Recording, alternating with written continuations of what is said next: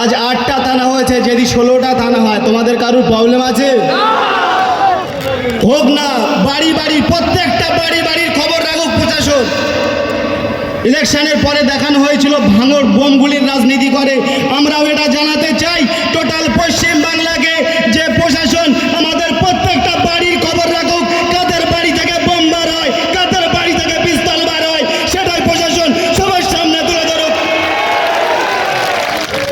আজ নওশাদ সিদ্দিকী তথা ভাঙড়বাসী ইতিহাস পড়ে না, ইতিহাস লেখে না, ইতিহাস তৈরি করে।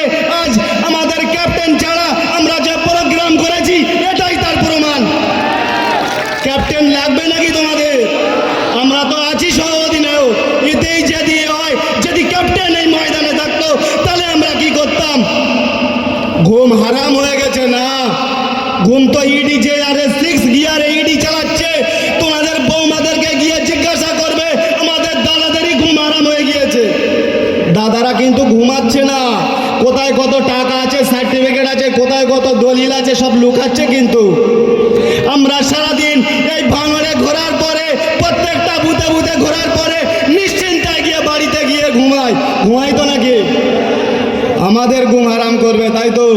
ইডি প্রশাসন বলে কিছু আছে, তোমাদের ঘুমই হারাম করে রেখে দিয়েছে।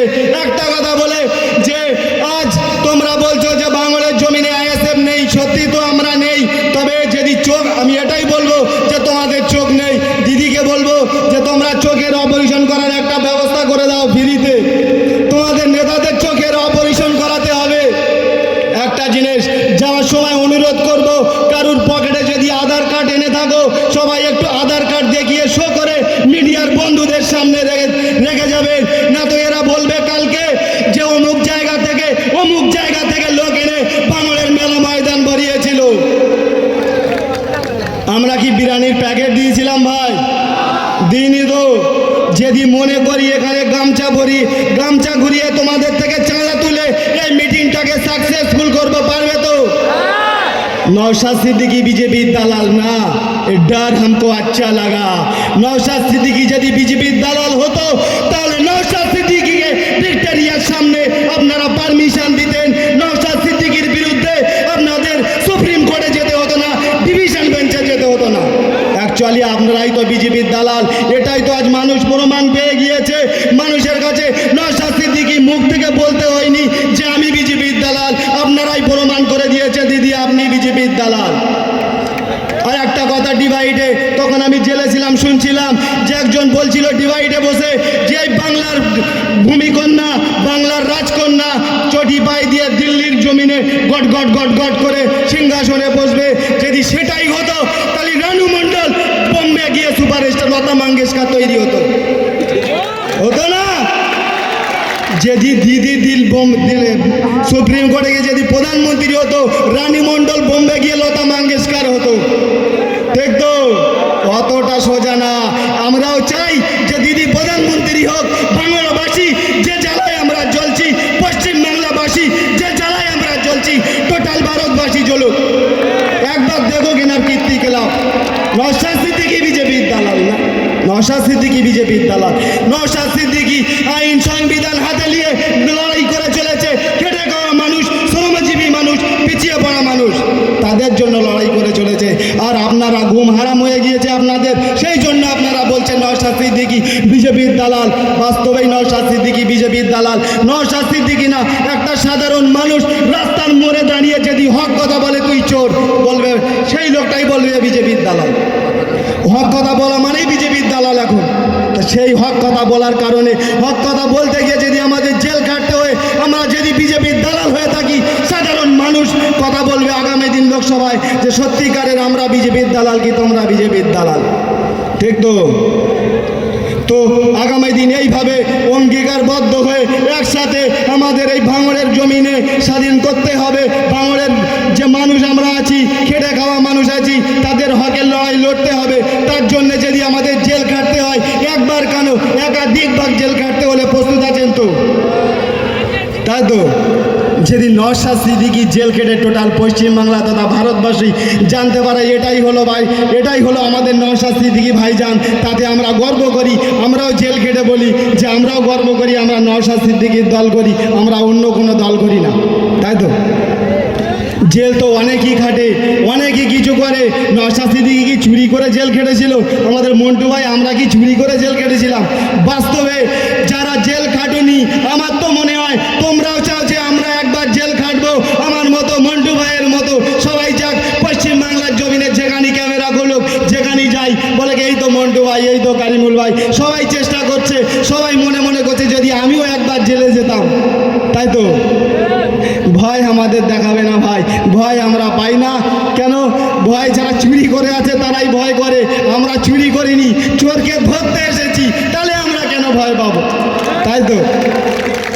এইটাই আজকে শাসক দল টোটাল যে একটা ছোট্ট একটা কথা বলে বক্তব্য শেষ করবো, কেন আমাদের রাজ্য কমিটির নেতা এখানে উপস্থিত আছে, বলার কিছু থাকে না আমাদের। তো আমরা ছোট্টবেলায় যখন স্কুলে যেতাম তখন দেখতাম যে মাস্টারটা আমরা পড়াটা না করতাম না, আমাদের মাস্টার প্রচণ্ড খেলাতো, তো আমরা চেষ্টা করতাম যে ওই মাস্টারের পিরিয়ড যখন থাকবে আমরা ক্যান্সেল করব। তো আজকের আমার যতটুকু মনে হয় নওশাদ সিদ্দিকী ভাইজান যেটা বলে, যদি বিধানসভায় ক্যামেরা লাগানো হয় সবাই এই ভয়টা করে যে নওশাদ সিদ্দিকী আজ বিধানসভায় না আসে, না তো চোরেদের গলা টিপে ধরবে, হক কথা বলবে, চোরেদের গলা টিপে ধরবে, ওই জন্য ওরা বিধানসভায় যেতে ভয় করে, এটা আমার মন বলে। কিন্তু বিধানসভায় যদি ক্যামেরাটা টিভিটা লাগানো হয় তাহলে সাধারণ মানুষ জানতে পারবে নওশাদ সিদ্দিকী কি লড়াই লড়ে ওর ভিতরে, কি লড়াই লড়ে বাইরে। আজ মানুষ এই জন্য যেখানেই যায়, জঙ্গলে হোক, বনে হোক, নদীতে হোক, সাগরে হোক, সেখানে হিন্দু হোক, মুসলমান হোক, সবাই ক্যামেরা নিয়ে দাঁড়িয়ে থাকে, ওই তো নওশাদ সিদ্দিকী ভাইজান যাচ্ছে, বাচ্চা থেকে বুড়ো সবাই তো আর নওশাদ সিদ্দিকীর জন্য পাগল। এটাই জানি নওশাদ সিদ্দিকীর বুকে একটা সততা নামক চম্বুক লাগানো আছে, এই জন্য ওনার প্রতি মানুষ এত আকৃষ্ট হচ্ছে, ওনার হক কথা বলার পিছনে আজ মানুষ এত আকৃষ্ট হচ্ছে।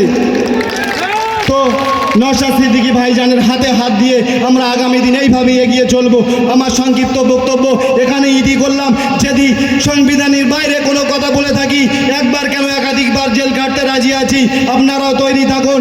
ইডি সিবিআই যেভাবে লেগেছে, আপনাদের একজনের তো পার হয়ে গেছে বাংলাদেশ, আর একটা চাচা বাকি আছে, সামান্য নাড়া দিলেই কাজ ফিনিশ, নাড়া দিলেই দক্ষিণ 24 পরগনা ফিনিশ, অ্যারেস্ট করতে হবে না, খালি একটু নাড়া দিক, এতেই ডায়মন্ড হাবড়া ক্লিয়ার, তাই তো? অ্যারেস্ট করার অপেক্ষায় থেকো না, অ্যারেস্ট হবে, এরাই হবে, মোল্লা যারা আছে না এরা অ্যারেস্ট হবে। আর তদন্ত কাদের চলবে? বসু আছে, চ্যাটার্জি আছে, ব্যানার্জি আছে, এদের কিন্তু তদন্ত হবে, একাধিকবার ডাক হবে, হ্যাঁ মোল্লা আপনারা শুধরে যান, আপনারাই ডাইরেক্ট অ্যারেস্ট হবেন। আজ এই 21শে জানুয়ারি যে এমন একটা নেতার পিছনে দাঁড়িয়ে যান, আমরা 21শে জানুয়ারি দেখেছিলাম যে আমাদের নেতা নওশাদ সিদ্দিকী এমন একটা নেতা, দেখবেন যখন অ্যারেস্ট করছিল আমার আসমা দিদিকে, সামান্য সবাইকে যখন অ্যারেস্ট করছিল, পাখির মতো ডানা খেলে ডানা মেলে আমাদেরকে রক্ষা করছিল যে আমাকে অ্যারেস্ট করো, আমার কর্মীদের না। কিন্তু আজ দেখেন সাধারণ মানুষকে লিলিয়ে দিয়েছে, যে নিজে অ্যারেস্ট হচ্ছে না, সাধারণ মানুষকে অ্যারেস্ট করানোর জন্য ব্যস্ত, সন্দেশখালী আর শ্মশানে পরিণত হচ্ছে। এই জন্য বলছি এখনো সময় আছে, শুধরে যাও, শুধরে যাও, শুধরে যাও। এরা তোমাদেরকে ইস্তেমাল করবে, এরা কোনোদিন তোমাদের পথ দেখাবে না, এরা তোমাদের কোনোদিন কলম ধরাবে না। একমাত্র যদি কলম ধরানো হয়, বই ধরাতে পারে, সে আমাদের নওশাদ সিদ্দিকী ভাইজান পারবে। এই বলে আমার সংক্ষিপ্ত বক্তব্য এখানে ইতি করলাম।